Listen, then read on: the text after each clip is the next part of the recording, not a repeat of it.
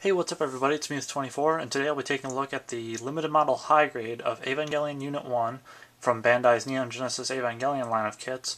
This is the kit that came out in the late 90s, kind of after the show and the movie had finished up. It's not the new version for the rebuild films. One thing I do want to get out of the way right off the bat, some people have stated in other videos that I've seen of Evangelion reviews for the kits that this is a 1 to 100 scale, and that's in fact not true. A 1 to 1 scale, being what the Evangelion would be in real life, is approximately 40 meters tall, whereas a 1 to 1 scale Gundam is anywhere between 15 and 20 meters, generally being about 17 or 18 meters tall. So if this were a 1 to 100 scale, it should be over twice as tall as my 1 to 100 scale Master Grade, but as you can see, he reaches up to the shoulder of the Eva, and the Shining Gundam in 1 to 1 scale would be approximately 16 meters.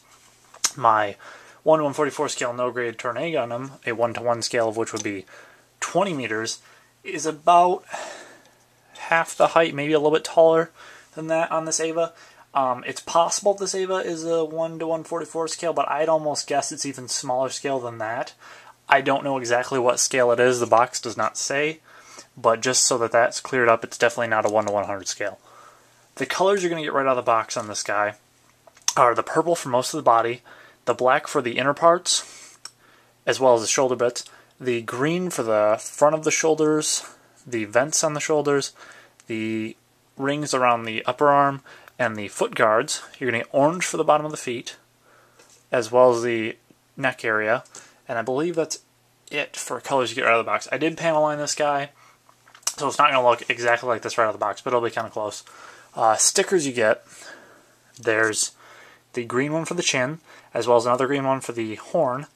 The eyes are a sticker.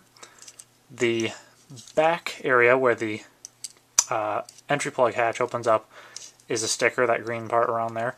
The back of either one of the shoulder pads is a big purple sticker. I think there's two big purple stickers on either shoulder that wraps around. I don't particularly like them because they come loose pretty easy, but they're not terrible.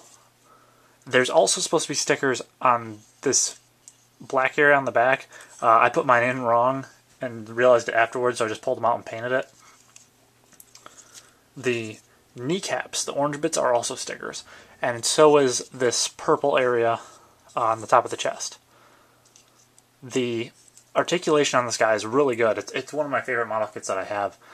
The head can rotate 360, and there's a ball joint from the neck to the head, and then also from the chest to the neck there's a swivel joint there, so you can get him to go all over the place. The mouth can open up for Berserker mode, and his teeth are red inside, but they don't come like that. I went ahead and painted them, but you can get his mouth open quite a ways. The shoulders, there's a peg here that allows his arm to go further forward or backward, and then there's a ball joint on the other side of that allows his arm to rotate 360. The shoulder itself can swivel back and forth, and then the arm is built with gears inside of this rubber part, so it bends and just looks like it's perfectly flush. You can't see any mechanical parts on the outside, and then the wrist is on a ball joint. You can rotate, wiggle, etc. The torso has a crazy amount of poseability.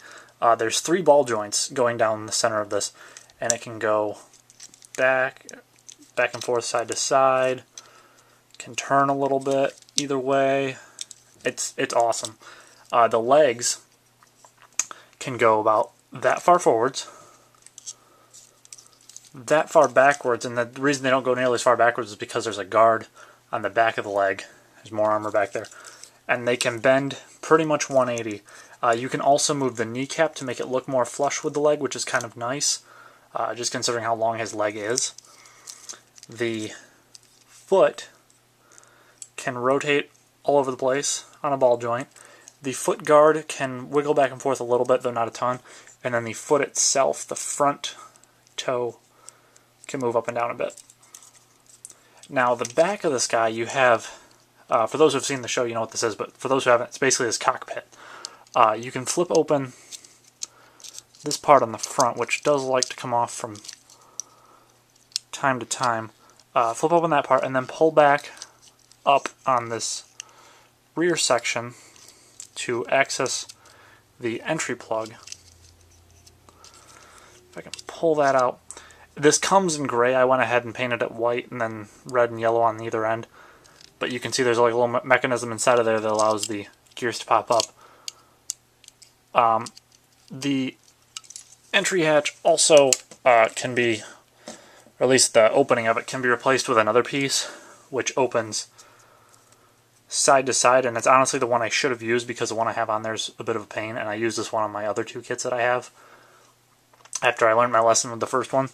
You also get two alternate shoulder pieces that if you didn't want the shoulder armor, you could, but I don't think Evangelion Unit 1 ever appeared in the show without his shoulder armor on, unless it was like when he was in Nerve Headquarters or something. The only kit that I know of that uses those is EVA Unit 0 when it's in orange prototype colors. This kit, I just forgot to mention, does have water slide decals, and I don't really like these. They look nice, but they're a pain in the butt to put on. You've got the EVA 1 on either shoulder, and then you've got EVA 01 test on either arm. They do give you 4 of the EVA 1 tests, so you can put them on the inside of the arms, but I didn't bother because I figured you're going to see the outside of his arms, if anything, when I have him posed, so I didn't really care to go that extra mile with the inside there. You do get a nice array of hands with this guy. You can see I already have the open palm hand on him, which you can use to stick his prog knife in, or his giant spear. I don't remember what this thing's called, like a halberd or something. I don't remember exactly. Those both come in gray, and I painted the tips of them silver. You also get the big Operation Yashima sniper rifle, as well as the pallet rifle, which can be used with the open trigger hand, which I've just stuck on there. The other hands you get are 2 open palm hands, as well as 2 closed fist, like punching style hands. The only downside with that is that the 2 open weapon hands are on the same hand, but it's not like he really used 2 weapons at once very often in the show, so whatever. You also get the, I believe it's the umbilical cable, something like that. Basically, it's a power supply. This comes in gray. The tubing here is black, but the actual connector part is gray. And I went ahead and painted it silver, and then did red at the tip there, and then painted the middle part black just to make it look uniform with the actual cord. And there's just a peg in the back there, which connects into his back, which I also painted silver. Stick it in the hole, and you are good to go. It will be kind of a stiff cord when it comes out of the box, but you fiddle around with it a little bit, you let it sit, it'll start to shape to whatever position you have it in.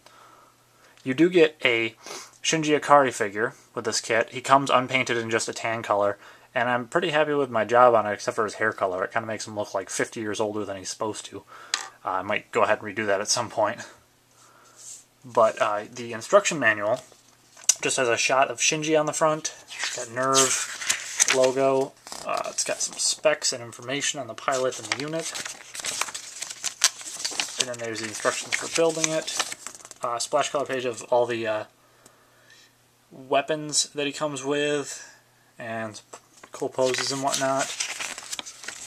More instructions, and then the back has some images of him reenacting major scenes from the show, which is really cool.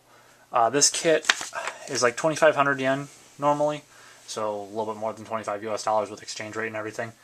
I'd say pick them up if you like Evangelion, or if you're looking for another Bandai kit that isn't Gundam. I think it's fantastic. It's one of my favorite kits that I have. It's a bit older, but I think it's aged pretty well. I mean, if you don't like this one, go for the rebuild version. I've seen reviews of that, and it looks fantastic.